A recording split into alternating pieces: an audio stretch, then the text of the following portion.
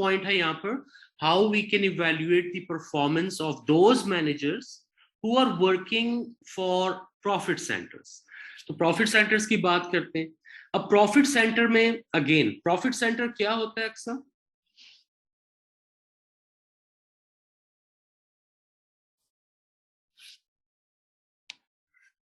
Sir जब profit का पता चलता है।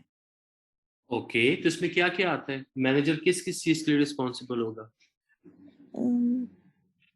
Cost, revenue, profit and loss. Very good, cost, revenues and profit and loss, जो तीनों चीजों के लिए रिस्पॉन्सिबल होगा। तो इसमें अगर हम रेशियोज देखें तो तीन किस्म की रेशियोज आ सकती हैं, operating profit to sale ratio, gross margin ratio and cost to sale ratio. तो इसमें प्रॉफिट रेशियोज भी हैं और कॉस्ट रेशियोज भी हैं। अब इसको जरा हम कंपेयर करते हैं, कैसे वर्कआउट करेंगे। यहाँ पर पहले डेटा दिया हुआ है ईयर 1 का एंड ईयर 2 का। तो पहले जरा इसको हम थोड़ा सा ऑर्गेनाइज कर लेते हैं, क्योंकि ये डेटा में ना प्राइम कॉस्ट वगैरह मिसिंग है, ग्रॉस प्रॉफिट मिसिंग है, तो इसको हम थोड़ा सा ऑर्गेनाइज कर लेते हैं। तो पहले हम डेटा ले रहे हैं ईयर 1 का। अब ईयर 1 को हम देखें तो ईयर 1 में हमारी सेल्स कितनी थी? दैट वाज 120,000, यहां पर गिवन है। फिर इसके बाद हम कॉस्ट ऑफ सेल्स देख लेते हैं। कॉस्ट ऑफ सेल्स में हमारे पास आ रहा है first of all direct material which is 40,000,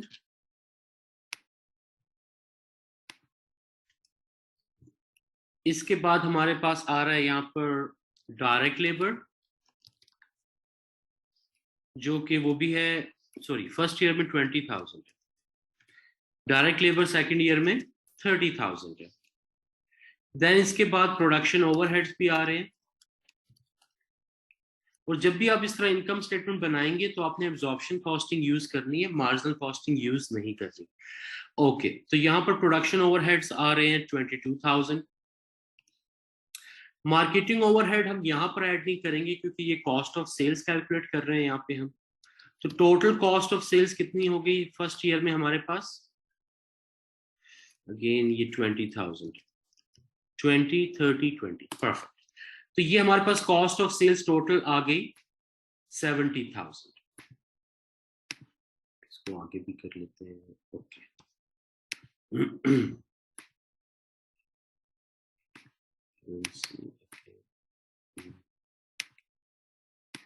तो हमारे पास ईयर 1 की सेल्स थी 120,000, टोटल कॉस्ट ऑफ सेल्स आ गई 70,000।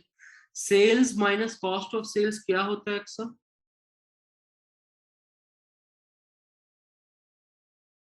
Gross profit. Gross profit. तो ग्रॉस प्रॉफिट हमारे पास कितना आ जाएगा? 120,000 माइनस 70,000, तो ग्रॉस प्रॉफिट आ गया 50,000। अब इसमें से हम अदर एक्सपेंसेस माइनस करेंगे। यहाँ पर एक ही है मार्केटिंग ओवरहेड्स, क्योंकि नॉन मैन्युफैक्चरिंग ओवरहेड्स हैं, इनको हम माइनस करेंगे which is 35,000। And what we will get here? Net profit, या इसको हम ये भी कह सकते हैं ऑपरेटिंग प्रॉफिट, कि बिजनेस को ऑपरेट करने से हमारे पास कितना प्रॉफिट आ रहा है। तो ये हमारे पास आ जाएगा ऑपरेटिंग प्रॉफिट 15,000। इसको ऑपरेटिंग प्रॉफिट भी कहते हैं और उसको profit before interest and tax भी कहते हैं, क्योंकि इसके बाद हम interest expenses and tax expenses minus करेंगे and then we will get the net profit. So clear with the gross profit and operating? Sir done. Okay, gross profit क्या आ रहा है आपके पास? सर ग्रॉस प्रॉफिट आ रहा है 58,000। 58,000 एंड ऑपरेटिंग प्रॉफिट 16,000। 16,000। अच्छा, आपके भी यही आंसर्स आ रहे हैं?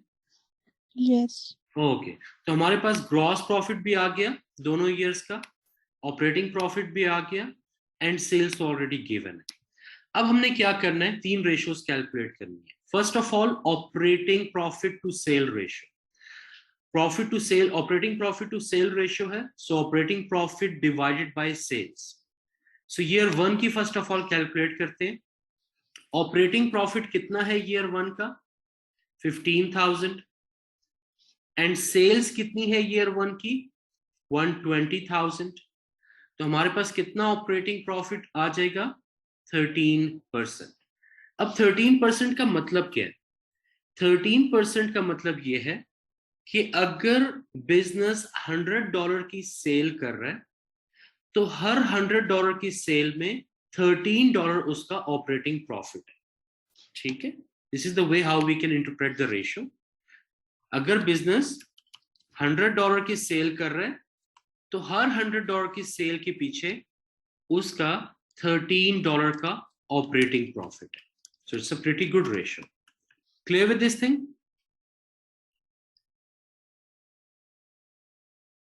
No, sir. कैसे है $13? सॉरी अक्सर, आप क्या पूछ रही है? ये $13 कैसा है? $13 ऐसे आया कि ऑपरेटिंग प्रॉफिट मार्जिन कितना है हमारे पास? 13%। ये परसेंटेज है, so we need to compare it with 100%। तो क्या मतलब है इसका कि अगर $100 की हम सेल्स कर रहे हैं तो हर $100 की सेल के पीछे हम $13 का ऑपरेटिंग प्रॉफिट अर्न कर रहे हैं। Clear with this thing? Sir ये 13% कैसे आया? ओके, फॉर्मूला क्या है ऑपरेटिंग प्रॉफिट मार्जिन का? Operating profit divided by sales.